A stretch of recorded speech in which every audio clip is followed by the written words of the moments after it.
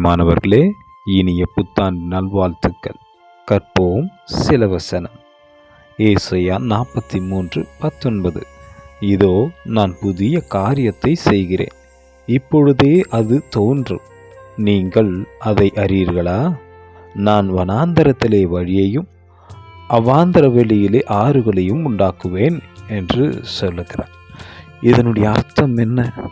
இந்த புதிய ஆண்டிலே நமக்கு கொடுக்கப்பட்டிருக்கிற ஆசீர்வாதம் எப்படியா இருக்கும் என்பதை குறித்து அநேக வாக்குத்தத்தங்கள் நாம் கேட்டிருப்போம்.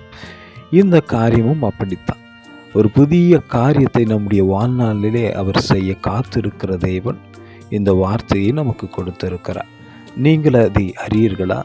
எத்தனை பேர் அதை நாம் அறிந்திருப்போம்? அது இப்பொழுது தோன்றுகிறதாகவும் இருக்கிறது. இந்த 2025ஆம் ஆண்டிலே அநேக ஆசீர்வாத நன்மைகளால் நம்மை வழிநடத்த அவர் காத்திருக்கிறார்.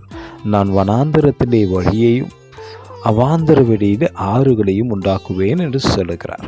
வனாந்தரத்திலே ஒரு வழியை உண்டு பண்ணுவது என்பது எப்படி இருக்கும்? சற்று சிந்தித்து பாருங்கள். எந்த பக்கம் பார்த்தாலும் ஒரே மாதிரியான இடங்கள், நான் எங்கே போவதென்று அணைந்து திரிகிற நேரங்களும் இருக்கலாம். ஆனாலும் அதிலே உனக்கு ஒரு வழியை ஆயத்தப்படுத்தி நீ செல்ல வேண்டிய இடத்தை நேர்த்தியை சென்றடையும்படி செய்வேன் என்று சொல்லுகிற தேவனாய் இருக்கிறார். ஆறுகளையும் அவாந்தர வெளியிலே நான் உண்டாக்குவேன் என்று சொல்லுகிறார். பிரியமானவர்களே, நாம் எல்லாவற்றையும் அடைந்து தீரும்படிக்கு, நம்முடைய தாகம் தீரும்படிக்காகவும் நன்மையை அனுபவிக்கும்படியாகவும் அவாந்தர வெளியிலே ஆறுகளை உண்டு பண்ணுவேன் என்று சொல்லுகிற தேவன் நம்மோடு கூட இருக்கிறதுனாலே இந்த 2025ஆம் வருடம் முழுவதும் அவர் நம்மை பாதுகாத்து வழிநடத்தி என்றென்றைக்கும் நம்மை நிலைநிறுத்துவார் என்பதிலே சந்தேகமில்லை.